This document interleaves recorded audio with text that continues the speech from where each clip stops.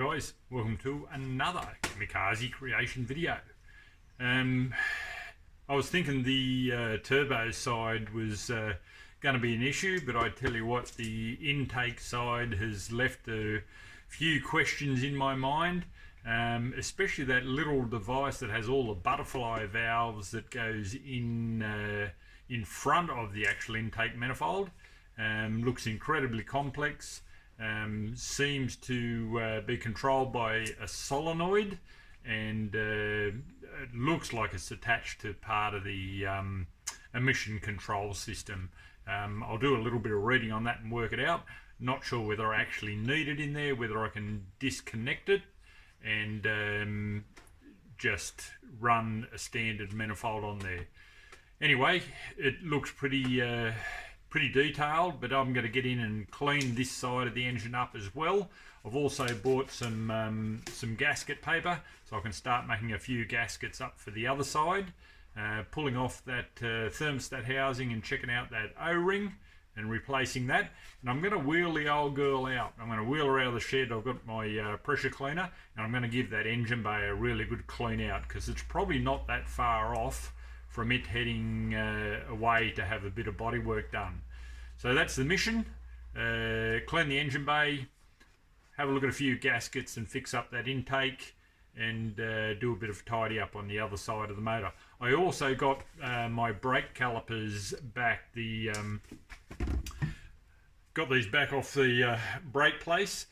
He's having a lot of trouble getting the actual pistons out of there. They're seized in pretty solid, so I'm going to once I push the car out and give it a clean up, I'm going to lift the front end back up, take the wheels off and hook the hydraulics back on, hook the brake system back up, and see if I can push those pistons out with the brake pedal. Anyway, keep watching. I pushed the old girl out into the open area and gave her a little bit of a steam clean in the engine bay yesterday afternoon. Tidied it up heaps, got rid of a heap of the cobwebs that were in there, and just getting it generally tidy. I want to go through all of this wiring in here for when she goes up to my good mate Scotty to get all the bodywork done.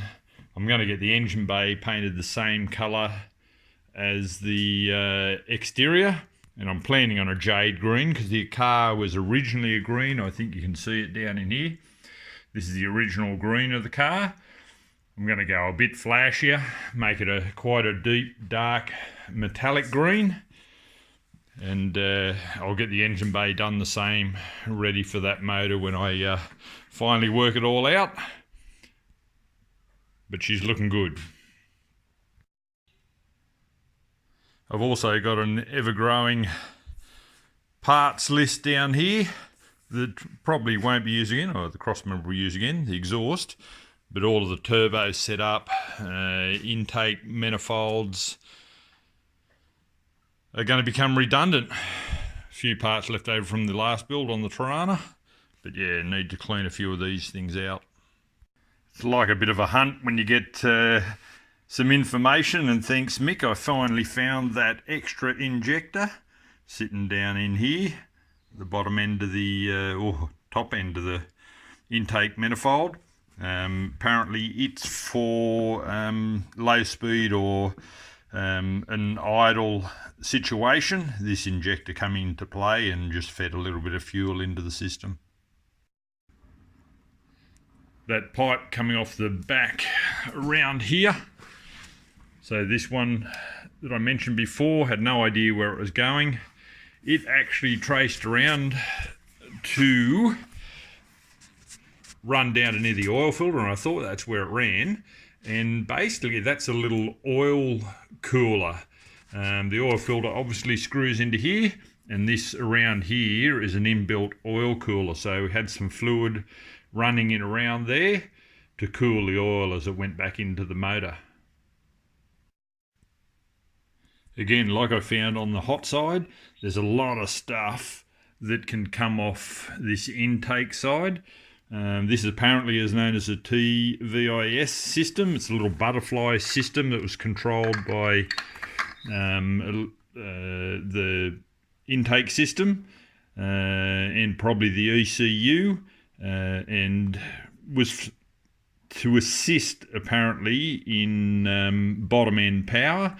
Again, I'm not too stressed about that. I like simplicity. So if I do use this piece again, I think I'll dismantle it all, just use it as a spacer. But I reckon I'm going to get a full custom manifold made, and I've had some really good feedback on a few places to get that done. So that's probably the plan at this stage. But it's good to get the motor down and simplified and starting to understand some of those complex things that really didn't need to be there. Thanks, guys, for all of that feedback. There's some great knowledge out there, and I hope what I'm doing is starting a bit of a conversation around these motors, which seems to be happening. Yeah, we're getting there. Starting to get a bit of understanding. Starting to get a bit of knowledge about these motors. I did look down at my head gasket because I was told this motor had work done to it, and I have found that it's got a 3-ply head gasket in there, which I think is a kinetic head gasket. So that is pointing to it having been done. It was supposed to have had the 3-ply head gasket and ARP head bolts, and I have been told while the sump was off, the bottom end was done too, but I'm still waiting on getting that receipt. This is the place I like to get to when I'm starting to understand what's left on the motor and what's required on the motor. So I'm just going to pull these cooling pipes off again now. I'm going to have a look at that thermostat housing and see if I can separate it and look at those O-rings in there. That's this bit of pipe, and there's an O-ring here and an O-ring here. Once I've got that fixed up, I'll make some gaskets up and fit it back together. This is that thermostat housing separated now. Unfortunately, I did crack, sadly. I probably can get that welded up, or I might look for a new one, but that pipe in there was really solid, and it had to come out. I didn't want to risk not cleaning these up while it is apart. Definitely a leak area. But that's that little pipe.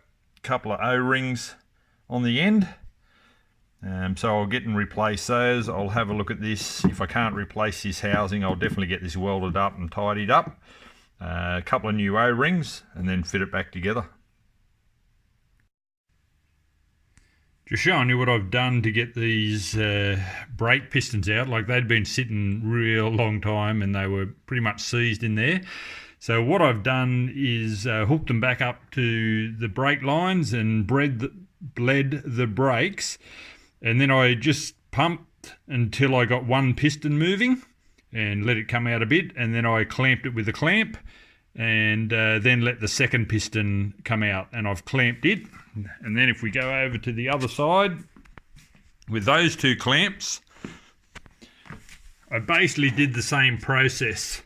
So I had my wife help me on this one. So I then just clamped got one piston moving, the first one to release, let it push out a fair way, and then I just put a clamp on it to stop it coming any further, and then push the other one out. If you do this and actually pop a piston, you lose all the advantage and you can't use the hydraulic. So you just bring them out as far as you're willing to risk it.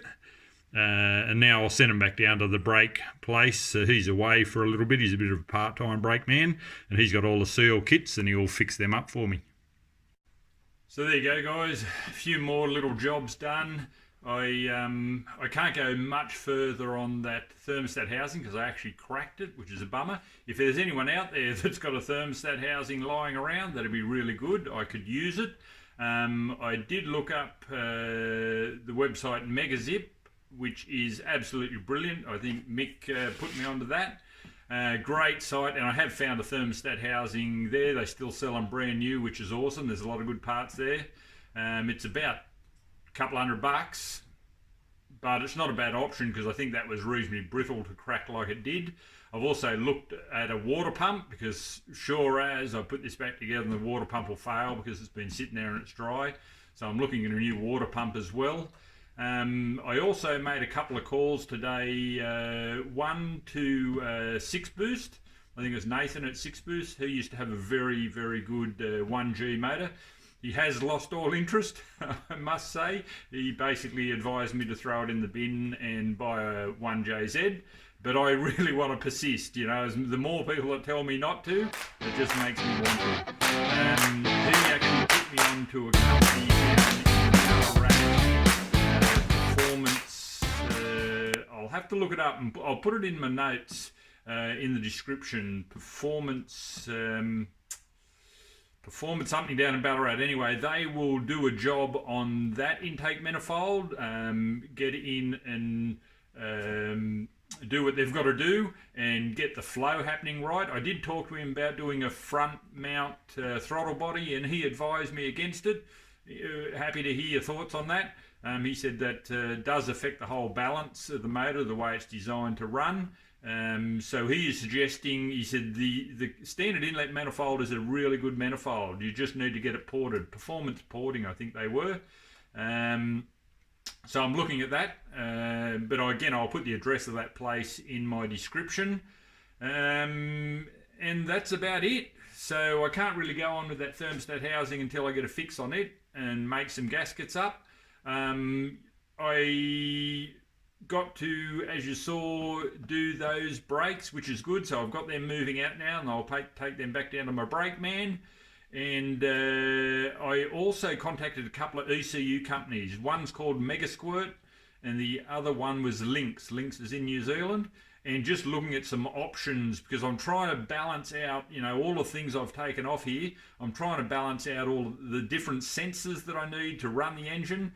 And I think I said to Mick, it's basically air, fuel and spark, and we've just got to get those in the right ratio for it to run well. So I'm just looking at what sort of computer systems are going to run, which will help me decide on the components that I need to put back into it, and we'll go from there. So I'll keep you updated on that. Thanks for watching. Enjoying this build, loving this motor, and as much as they say don't do it, I tend to keep forging forward. Hopefully that pays off. Catch us later.